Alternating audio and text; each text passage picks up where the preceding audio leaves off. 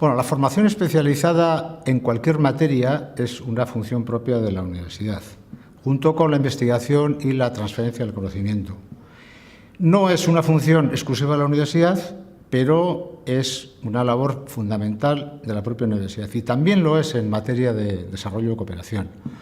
Para trabajar en desarrollo y cooperación, en cooperación al desarrollo, yo entiendo que hace falta 3 requisitos. Un conocimiento lo más exhaustivo y profundo posible de la compleja realidad en la que se mueve el mundo, en eso que ahora llamamos los problemas del desarrollo y que tienen que ver con todo lo relacionado con el logro del bienestar de las personas y que, en ese sentido, es interdisciplinar o transdisciplinar porque entendemos que el bienestar de las personas y el conjunto de las personas en el mundo tiene que ver con aspectos económicos, pero tiene que ver también con la cultura, tiene que ver con las tecnologías, tiene que ver con la equidad de género, tiene que ver con las relaciones internacionales, con la sostenibilidad, etcétera, con un montón de disciplinas. No es el desarrollo una cuestión meramente económica, ¿no? Y, por lo tanto, el conocimiento de esta compleja realidad es imprescindible para poder trabajar en la cooperación al desarrollo. En segundo lugar, yo creo que es imprescindible también conocer las herramientas y los instrumentos para trabajar en la cooperación al desarrollo. Es decir, hay que formar a gente con capacidad para diseñar, elaborar, gestionar, evaluar proyectos, planes, proyectos y programas de cooperación para que esa labor se haga de manera eficiente, igual que se hace en cualquier otro campo. Y, por lo tanto, también hay que tener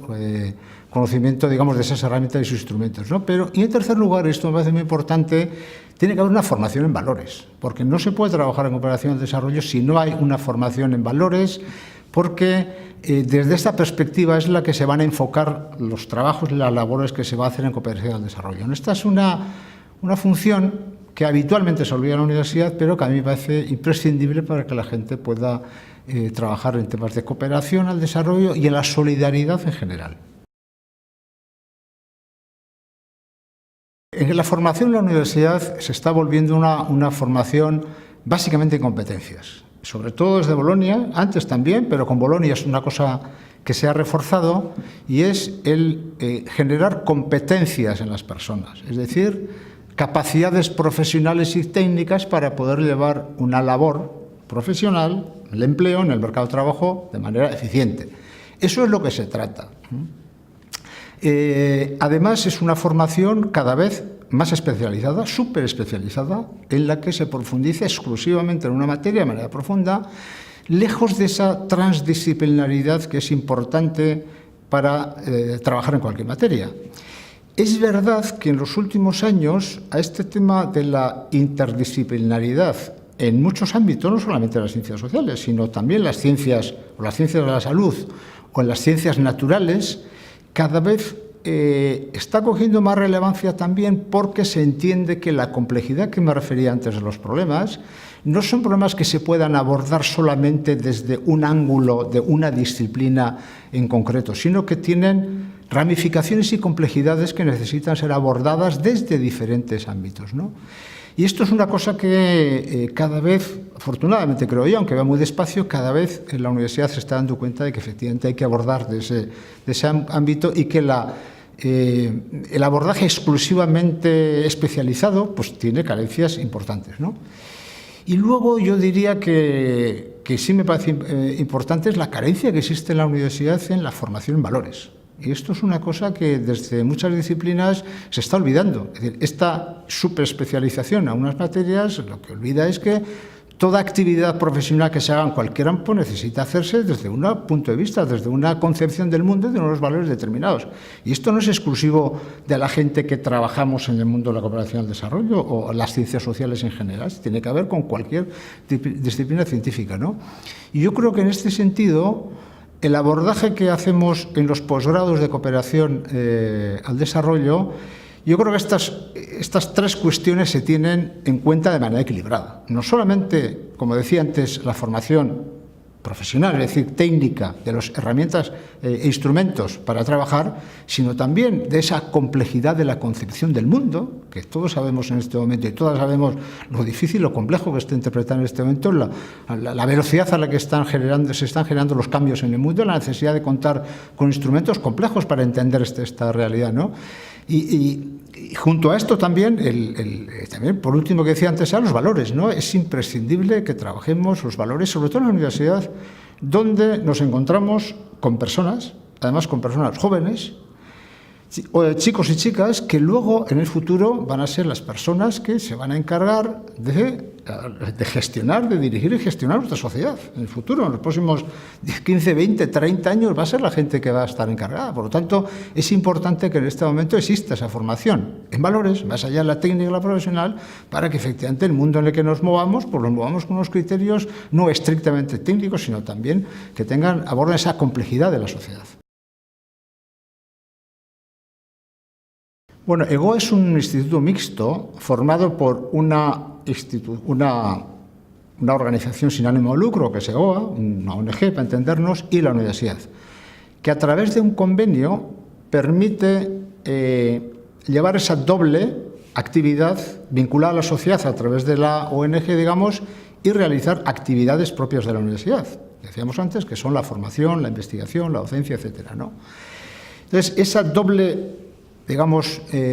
característica que tiene un instituto mixto como EGOA es lo que nos permite, de alguna manera, esa vinculación entre la sociedad y la universidad, que por desgracia no se hace habitualmente. Normalmente la universidad está bastante al margen de lo que ocurre en la sociedad, salvo en determinados sectores o en vinculaciones con el mundo empresarial, pero difícilmente podemos encontrar relaciones muy estrechas con la sociedad, ¿no? Y por lo tanto EGOA permite esa vinculación, ¿no? Esto se hace a través, primero, de la formación. En estos 25 años que EGOA está ofertando cursos de posgrado especializado, bueno, estos cursos han pasado más de 1000 alumnos y alumnas que actualmente, bueno, unos alumnos además provenientes de la Comunidad Autónoma del País Vasco, pero también del resto de Europa, de América Latina, de Asia, de África incluso, que actualmente están ocupando puestos de dirección y de responsabilidad y de gestión, tanto en organismos internacionales como en instituciones de cooperación, como en ONGs o movimientos sociales. Por otra parte, tenemos un programa de doctorado de investigación, que se llama Estudios de Desarrollo, en el cual la gente investiga, las personas investigan, los alumnos que han terminado los posgrados investigan, hacen sus tesis doctorales, y en estos 20, 25 años son decenas de tesis doctorales que se han leído en EGOA con una temática vinculada de manera general con los problemas del desarrollo y la cooperación internacional. Actualmente hay más de 70 tesis matriculadas que se leerán los próximos años. Además, EGOA cuenta con varios grupos de investigación, 2 de ellos son reconocidos por el Gobierno vasco. Y, por lo tanto, en esos grupos de investigación lo que se llevan a cabo son líneas de investigación con problemas vinculados con el desarrollo de la cooperación desde diferentes líneas, diferentes ámbitos, y que luego van a permitir también, efectivamente, un tercer resultado, que son la divulgación del pensamiento, que tiene que ver con